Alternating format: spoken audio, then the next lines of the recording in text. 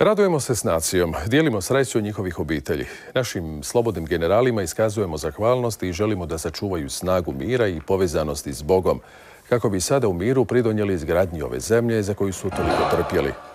Ovim činom vraćeno je već dobro poljuljano dostojanstvo hrvatskih branitelja, te ga sada snagom vjere, međusobnog povjerenja i solidarnosti valja čuvati.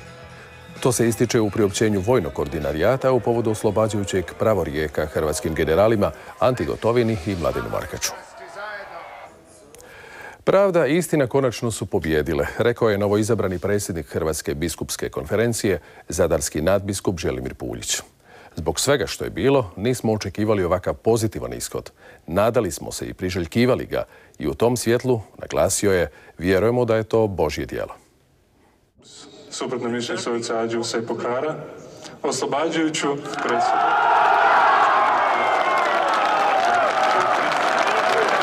Raduj se, zemljo Hrvatska, jer ovim današnjim činom završava tvoja dugogodišnja muka oslobodilačkog rata i poraća i ovih svih teških godina koje smo proživljavali. Trebamo zahvaliti, ističe monsignor Puljić, svima koji su pomogli da se ovo dogodi. Podsjetio je na angažiranost monsignora Ivana Prendže u promicanju pravde tijekom i nakon Domovinskog rata.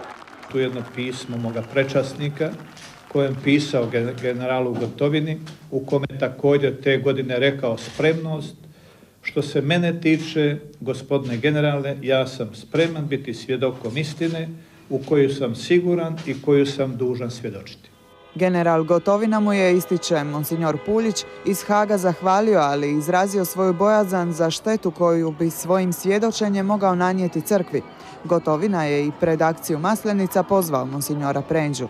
Da njegovim vojnicima, našim sugrađanima koji su to vrijeme bili angažirani u obrambenom ratu, održi jedno predavanje koje također ovdje imam, čisto da vidite da to nisu neke, što kažu, priče, nego baš gotovo predavanje koje je moj prečasnik imao, upravo o etici u miru i bitci u ratu.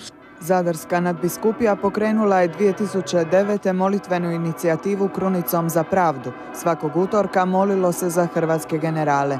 Molitva je uslišana.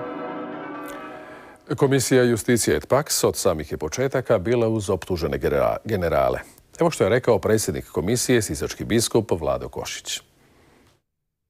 Evo, nakon tolikih poniženja i tolikih nepravdi koje su se događale našem narodu, pa i sama ta sudska procedura i tolike godine tamnovanja, ali ne samo njih, nego i drugih, i hrvatskih generala iz Bosne i Hercegovine, pa i ljudi koji nisu bili u vojsci, kao što je recimo Dario Kordić, koji su osuđeni također velikim kaznama.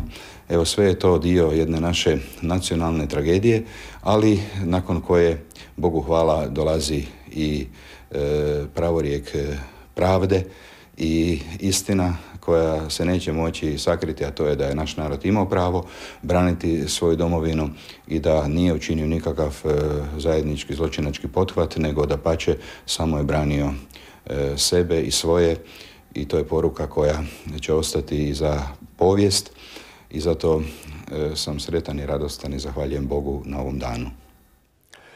Povijesni je to dan koji je ponovno ujedinio cijelu Hrvatsku. Ova pobjeda Hrvatske pobjeda je i ljudskosti. Htio bih da to ugradimo u naše odnose, u našu budućnost i da ovo ne bude proslava jednoga dana, nego da bude trajno naš odnos, istaknuo je splitsko-makarski nadbiskup Marin Barišić. Na misi zahvalnici za domovinu i slobodu naših generala u Zagrebačkoj katedrali kardinal Josip Bozanić istaknuo je da ne smijemo zaboraviti ni sve žrtve koje su ugrađene u našu radost, prinoseći molitvu za pokoj preminulih, među kojima na poseban način za prvog hrvatskog predsjednika doktora Franju Tuđmana. Ova sveta misa obuhvaća sve nama znane i neznane, ali Bogu itekako poznate ljude koji su dragovoljno bili spremni braniti domovinu i izgrađivati je u odgovornosti. Dragi generali, vi ste na tome putu postali simbolom hrvatske pravedne borbe i zbog toga vam zahvaljujemo.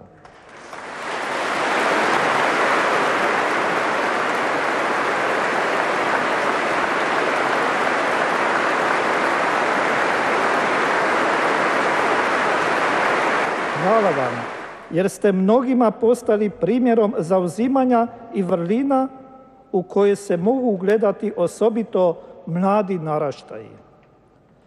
Zbog neodgovornih pristupa i postupanja, hrvatska obrana slobode dovođena je u pitanje.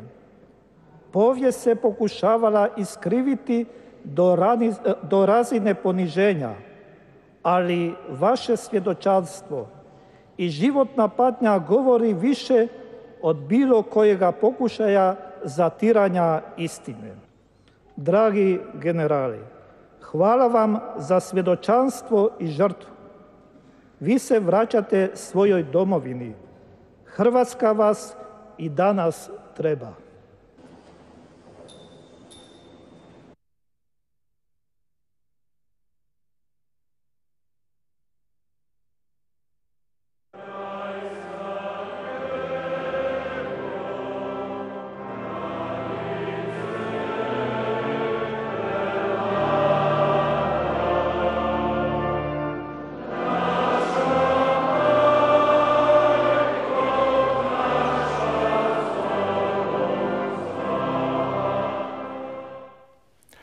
Na zasjedanju Hrvatske biskupske konferencije, između ostalog, bilo je riječi o teškoj socijalnoj situaciji u Hrvatskoj.